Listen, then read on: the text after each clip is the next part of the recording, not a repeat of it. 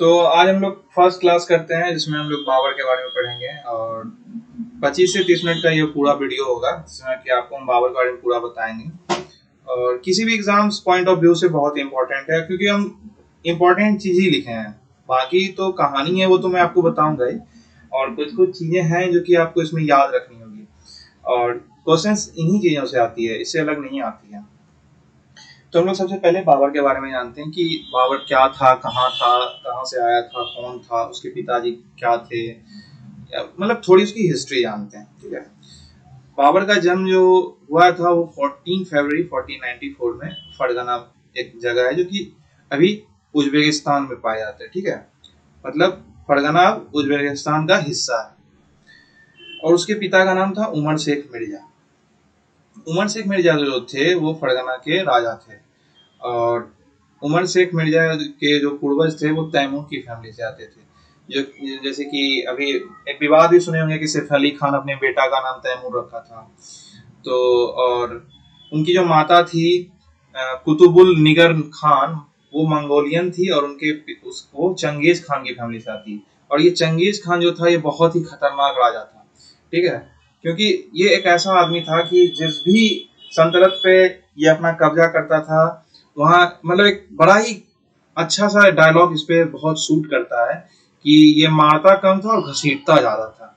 Means वहां की ladies वेडीज को तो मीन्स इतना रेप, और कह सकते हैं कि कहा जाता है ऐसा कि 8% जो है पॉपुलेशन पूरे दुनिया की वो चंगेज खान का ही है। मतलब उसकी आर्मी जहां भी जाती थी, जिस भी सल्तनत पे उसका कब्जा होता था, वहां पे वो बहुत ज्यादा रेप वेप करते थे। मीन्स महिलाओं के लिए तो जीना दुर्लभ सा हो गया था।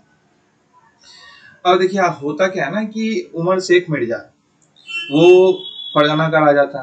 तो उमर शेख मिर्जा बड़ा दिलदार आदमी था। वो मीन्स कि उस टाइम आगे हम लोग एक पढ़ेंगे, एक और जगह है, मतलब उसके आसपास के, जैसे कि फरगना के आसपास जो थे और भी तो राजे थे। उमर शेख मिर्जा जो था उनके ही एक दो भाई थे, जो कि समरकंद एक जगह है जो कि फरगना के पास ही था। तो उमर शेख मिर्जा जो थे वो बोले कि भाई तुम वहां पे तुम राज करो, यहाँ पे हम करते हैं। तो बड़ा ही दिलदार आदमी थे। कहा जाता है उमर शेख के बारे में कि कोई भी आदमी इनके यहाँ जो भी मदद मांगने आता था वो पूरा करते थे।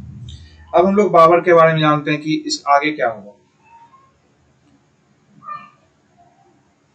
आगे क्या हुआ कि जब वो बाबर जो है 11 साल का था मात्र। ठीक है। उस टाइम क्या हुआ, फरगना में आया बहुत बड़ा अर्थक्वेक। और अर्थक्वेक में क्या हुआ कि उसके पिताजी उमर शेख की देहांत हो गई। मीन्स उमर शेख मिर्जा। देखिए मिर्जा टाइटल आपको याद रखना है क्योंकि मिर्जा टाइटल जो है बाबर को अपने पूर्वजों से मिला है। तो उमर शेख का देहांत हो गया। फिर क्या हुआ कि अब गद्दी खाली हो गई और उस टाइम बाबर ही सबसे बड़ा बेटा था उनका। अब हुआ ऐसा कि उस टाइम क्लैश हो गई कि उस टाइम एक और था, लेकिन उमर शेख की मैं से एक तरह से रखेल का बेटा था। वो उससे शादी नहीं किए थे, बस क्योंकि राजा के उस टाइम बहुत सारी रानियां होती थी और उनका अलग से भी अफेयर्स होते थे। तो अफेयर से उनका एक बेटा जन्म लिया था जिनका नाम जीवान। बहुत ही कम बुक में लिखा हुआ है लेकिन जीवान है। और जीवान की जो माँ थी वो चाहती थी कि जीवान ही जो है उसका राजा बने। लेकिन हुआ ऐसा कि बाबर को बनाया गया क्योंकि बाबर की जो माता थी उनसे उनका निकाह हुआ था उमर शेख का। इनको मीन्स आप बहुत सारे बुक में कुतुलबुग लिखा हुआ है लेकिन इनका रियल नाम जो है कुतुबुल निगर खान है। ठीक है। कुतलुग कुतलुग बहुत सारे बुक में कुतलुग लिखा हुआ है। और इनकी जो ग्रैंड मदर थी वो बहुत ही तेज थी। इनको मीन्स कह सकते हैं कि पॉलिटिक्स की बहुत ज्यादा ज्ञान थी। इन्होंने समझा कि अगर सिंहासन ज्यादा दिन खाली रहा तो बाबर के लिए खतरा पैदा होगा। फिर क्या हुआ कि जब 11 साल की उम्र थी तो उस टाइम फरगना का राजा उसे बना दिया गया। सॉरी ये गलत है, ये मिसप्रिंट है, 1494 में नहीं बनाया गया था। फरगना का राजा बना गया और उसको टाइटल दिया गया मिर्जा, क्योंकि उनके जो पिताजी थे उमर शेख मिर्जा टाइटल लगाते थे, इसलिए बाबर को भी टाइटल मिर्जा जो है उनके पूर्वजों से मिला। फिर क्या हुआ कि एक आता है इसमें सैवानी खान नाम का आदमी बीच में। ठीक है। सैबानी खान क्या करता था ना कि वो भी एक तरह से आक्रांता था, वो भी लूट पाट मीन्स पावर पावर के पीछे वो भी भागता था। उसने क्या किया, समरकंद जो कि बाबर के जो चाचा जी थे वो समरकंद पे राज करते थे। हुआ ऐसा कि सैबानी खान ने समरकंद पे कर दिया आक्रमण। अब समरकंद को जीत लिया सैबानी खान ने, और सैबानी खान ने क्या किया कि समरकंद के राजा जो कि बाबर के चाचा जी थे उनका गला काट कर फरगना भेज दिया कि अगर तुमने हमसे हार कबूल नहीं की तो हम फरगना की भी ऐसी ही हालत करेंगे। हुआ ऐसा कि सैबानी खान जब ये धमकी दिया था उस टाइम बाबर के पिताजी जिंदा थे, लेकिन बाबर के पिताजी का देहांत होने के बाद सैबानी खान और भी खतरनाक हो गया क्योंकि उस सिंहासन पे कोई बैठने वाला नहीं था। और अंत में क्या हुआ कि बाबर जो था वो बोला कि समरकंद पर वो हम लोग अटैक करेंगे, मीन्स सैबानी खान फरगना पे अटैक करने का सोच रहा था, लेकिन बाबर बोला कि हम लोग समरकंद पे अटैक करेंगे क्योंकि सैबानी खान तब तक समरकंद पर काबिज हो चुका था। और हुआ ऐसा कि बाबर जो है समरकंद को जीत लिया। ठीक है, जीत लेने के बाद क्या होता है कि कुछ दिन वहां वो रहता है। उसके बाद क्या होता है कि सैबानी खान फिर से समरकंद जीत लेता है, फिर जीत लेता है। अब इसके पास कुछ नहीं बचा, बाबर के पास फरगना वो पहले हार चुका है और सैबानी खान से समरकंद फिर हार गया। फिर ऐसा हुआ कि बाबर आसपास के जितने कबीले थे वहां से सैनिक को इकट्ठा किया और तुर्की के एक राजा थे उनसे हेल्प लेकर उसने समरकंद को फिर जीता। समरकंद को जीतने के बाद जो है वो बाबर के सामने एक पहले ही मीन्स कह सकते हैं एग्रीमेंट साइन कराया हुआ था कि समरकंद जीतोगे तो जरूर, लेकिन तुर्की के शाह जो थे उन्होंने बोला था कि तुम जो है वहां एक राजा होगे लेकिन मेरे गुलाम होगे। मीन्स समरकंद के राजा बाबर ही होंगे लेकिन तुर्की के राजा जो है उनके गुलाम के रूप में। लेकिन बाबर को जो है ये पसंद नहीं आया। फिर बाबर आगे बहुत सारा युद्ध करता है, उसमें काबुल, गजनी ये सब जीतता है और वो जीतता ही चला जाता है। आसपास के सारे कबीले पे उसके कब्जे हो जाते हैं। लेकिन दिक्कत क्या थी कि वो इधर जीतता था तो इधर हार जाता था। मीन्स वो परेशान हो गया था कि एक संतुलन जीतो दूसरा हार जाओ। फिर क्या हुआ कि 1507 में क्या किया उन्होंने मिर्जा का टाइटल छोड़ दिया। वो बोले कि मैं बादशाह हूं। ठीक है, 1507 में उन्होंने मिर्जा का टाइटल छोड़ दिया और वो बोले मैं बादशाह हूं। अब देखिए आगे क्या होता है। बाबर अपने जिंदगी में बहुत सारी लड़ाइयां जीता, उसके पीछे का सबसे बड़ा कारण था कैनन। कैनन मतलब तोप।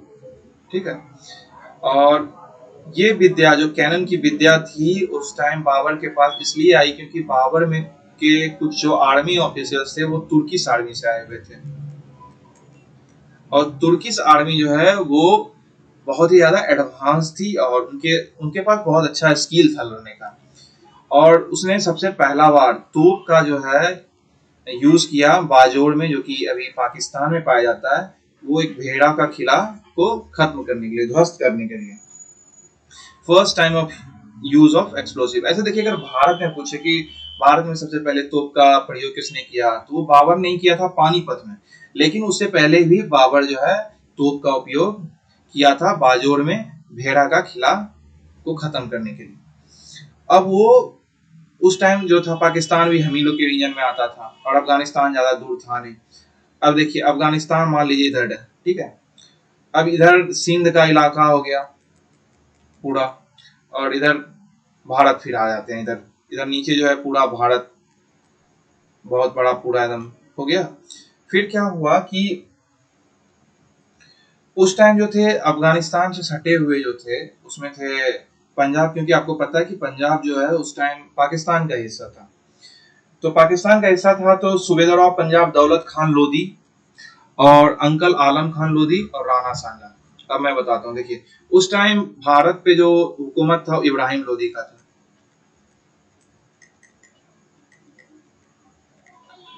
अब ये तीनों सोचे कि किसी भी तरह हमको इब्राहिम लोधी को हराना है। और अफगानिस्तान से जो भी रूलर आते थे उनका एक इतिहास था कि वो भारत आते थे, लूटपाट करते थे और फिर चले जाते थे। फिर इन तीनों ने प्लान बनाया कि भाई बाबर जो है वो बहुत पावरफुल है, उसको हम लोग बुलाते हैं भारत, उसको बोलेंगे तुम लूट लो फिर तुम चले जाओ। और ऐसा ही हुआ। इन तीनों ने बाबर से बोला कि तुम यहाँ भेड़ा के किला में क्या कर रहे हो, हिंदुस्तान तुम्हारा उधर इंतजार कर रहा है, बहुत पैसा है, चलो उसको लूट लेना फिर तुम चले जाना, उसके बाद हम तीनों वहां पर राज करेंगे।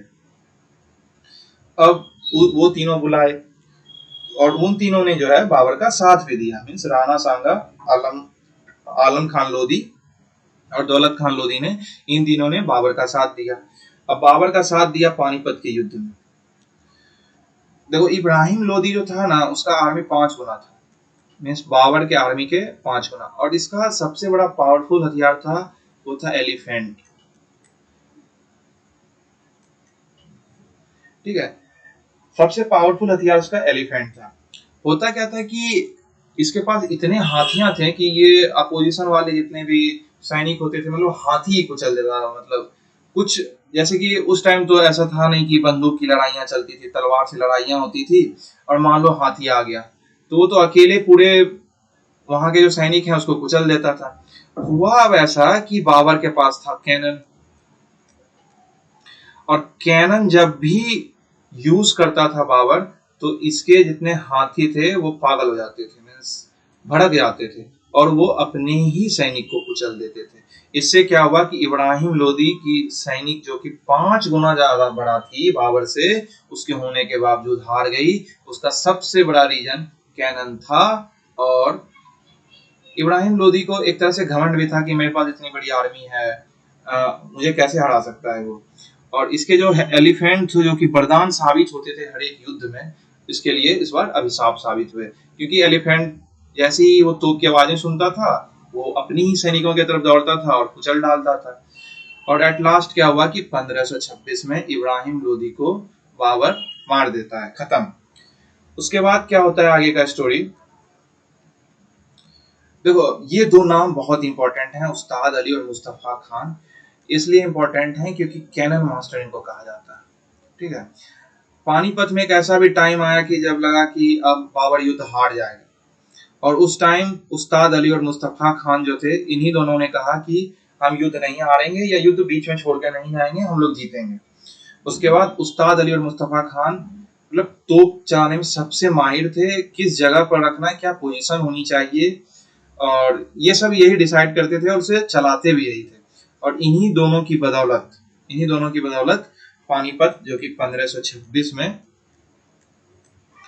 इब्राहिम लोदी को मार देता है बाबर।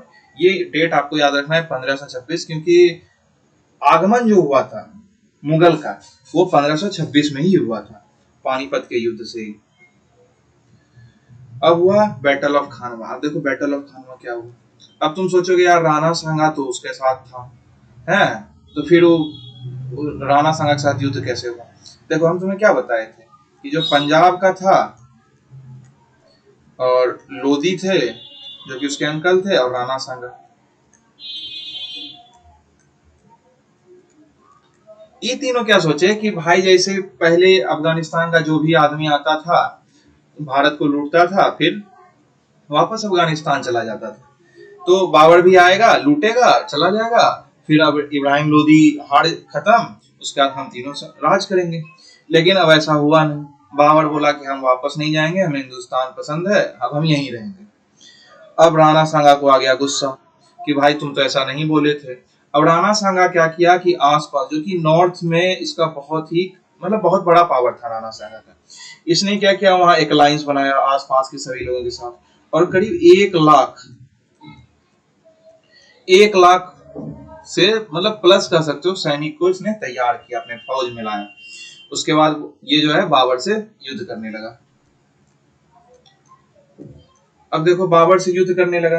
अब बाबर क्या करे, बाबर जो था उसके पास इतनी बड़ी आर्मी नहीं थी, ठीक है, लेकिन बाबर अपने सैनिकों से बोला कि देखो अफगानिस्तान में जो था वो सब हम हार चुके हैं, अब जो भी है भारत में ही है,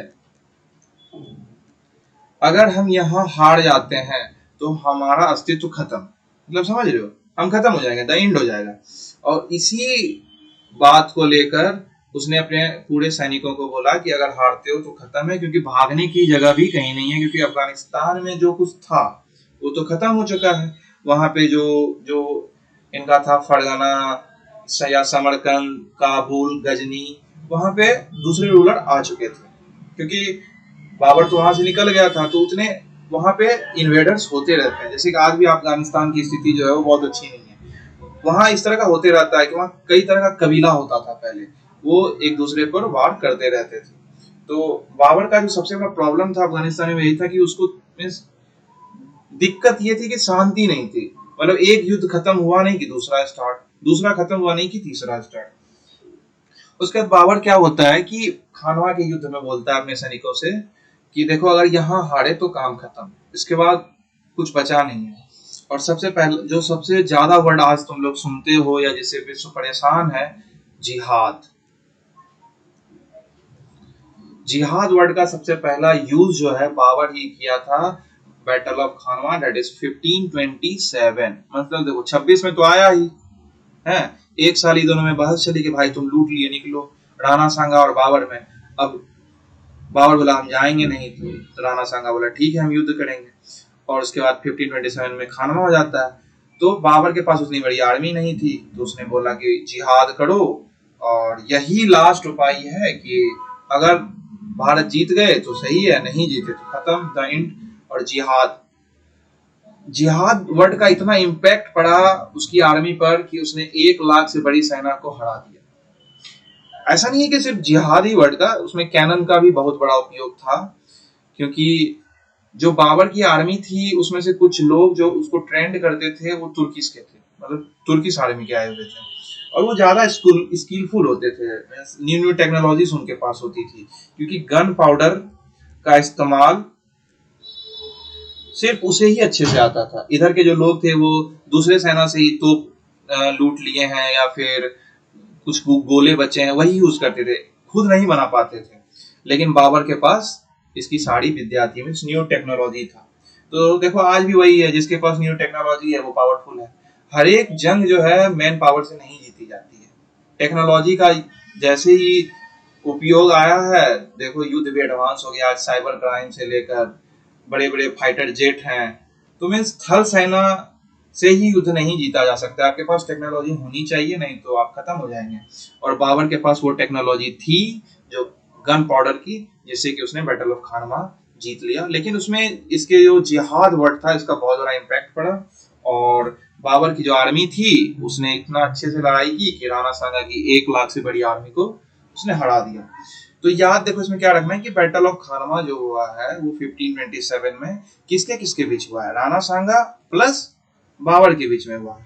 और खानवा कहाँ जगह है, आगरा के पास है। ठीक है, तो हम लोग इसके आगे चलते हैं। देखो हम तुम्हें पहले ही बताए थे कि इसमें बैटल ऑफ खानवा में आसपास के जितने लोग थे उसको सबको साथ में लेके चला था, जिसमें राणा सांगा थे, ब्रदर ऑफ महमूद लोधी, आलम खान लोधी, और चंदेरी के किंग मेदिनी रॉय।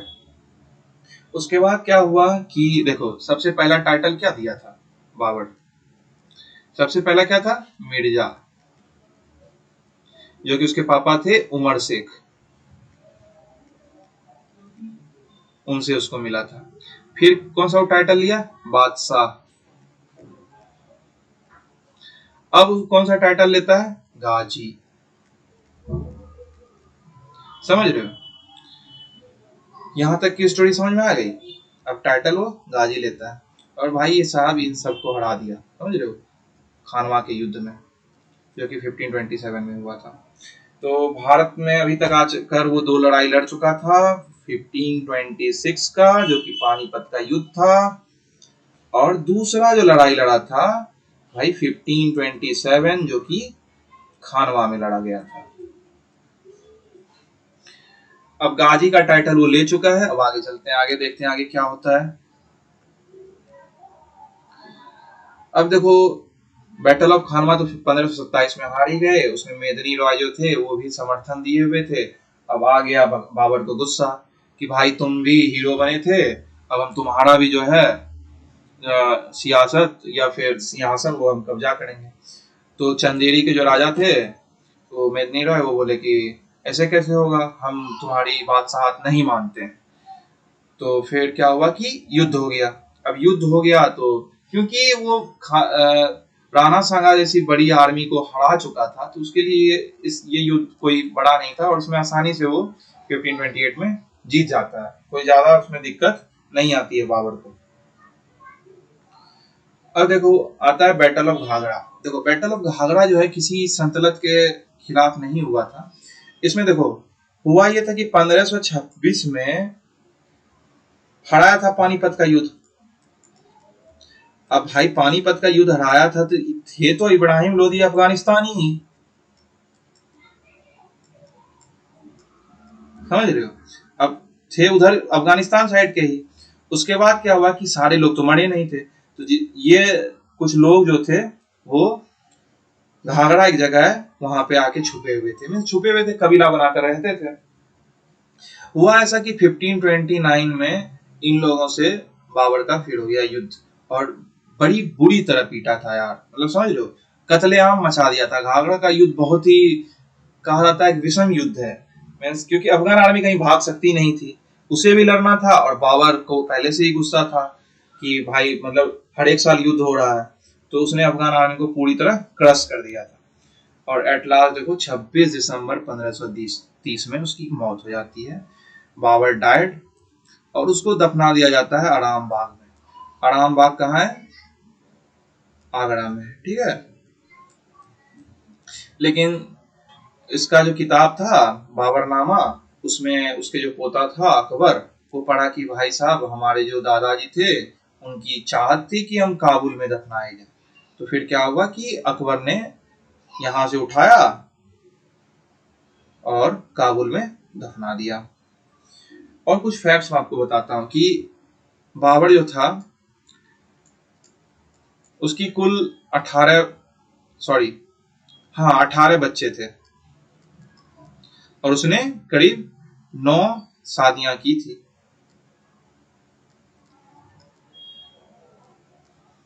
और इन सब के अलावा उनके बहुत सारे अफेयर्स भी थे। लेकिन 9 शादियां या 18 बच्चे आपको किसी किताब में नहीं मिलेंगे, लेकिन हिस्ट्री में ऐसा बहुत सारे बुक में लिखा गया है, जो हिस्ट्रियंस हैं वो बताते हैं। बाबर जो सबसे मीन्स कह सकते हैं कि जो आज भी उसकी उपस्थिति दर्ज कराता है इंडिया में, वो है बाबरी मस्जिद, क्योंकि बाबरी मस्जिद का जो है वो प्रारंभ जो है वो बाबर ही करवाया था दिल्ली में। और उसके जो इंजीनियर थे एक तरह से जिन्होंने बनवाया उसे, वो मीर वकी थे। देखो इसका जो ऑटोबायोग्राफी है उसने खुद लिखी थी, तुजुके बाबरी तुर्किश में लिखी थी। और इसका जो फारसी में फिर उसको ट्रांसलेट किया वो अब्दुल रहीम खाने खाना ने किया। और ये इंपॉर्टेंट है, अब्दुल रहीम खाने खाना और तुजुके बाबरी। और आज मतलब आज अब इसको जब फारसी में उसको ट्रांसलेट कर दी गई तो उसको बाबरनामा के नाम से जाना गया। देखो हम बताए तुम्हें थे कि 18 चाइल्ड थे, ठीक है, लेकिन एक तरह से लीगल तौर पे या किताबों में जो आमतौर पढ़ते हैं वो उसमें 4 थे। एक था कमरान हिंदल अक्सारी और हुमायूं। मीन्स इसके ये दोनों बेटा का नाम ही हमें याद रखना है, हुमायूं और कमरान। तो देखो कमरान जो था वो जो है काबुल की जो रानी थी उससे जन्म लिया था। मीन्स जो काबुल की रानी से शादी किया था बाबर ने, उससे कमरान जन्म लिया था। और हुमायूं जो था उसकी जो माँ थी वो बहुत ही छोटे कबीले की थी। तो जब राजा बनाने का हुआ कि भाई साहब राजा किसको बनाया जाए, तो कमरान की जो माता जी श्री थी वो बोली थी कि बाबर ये तुम मत भूलो कि आज तुम जहां भी हो उसमें काबुल का बहुत बड़ा हाथ है, क्योंकि काबुल से उसे बहुत स्ट्रेंथ मिला था और उसके बाद ही उसने बहुत सारे युद्ध जीता। और लेकिन बाबर ऐसा नहीं माना, बोला कि हुमायूं जो है वो 1526 जो पानीपत का युद्ध हुआ था, हुमायूं जो है अपने पिता के साथ इस युद्ध को लड़ा था। तो सोचो उतने छोटे एज में भी वो मीन्स पानीपत का जैसा भीषण युद्ध, इब्राहिम लोदी जो कि बहुत खतरनाक शासक था उसके खिलाफ लड़ा था। तो सोचो कि उतने कम एज में कितना में साहस था इस बच्चे में। और बाद में जिसको हम लोग हुमायूं के बारे में जानते हैं, ऐसे हुमायूं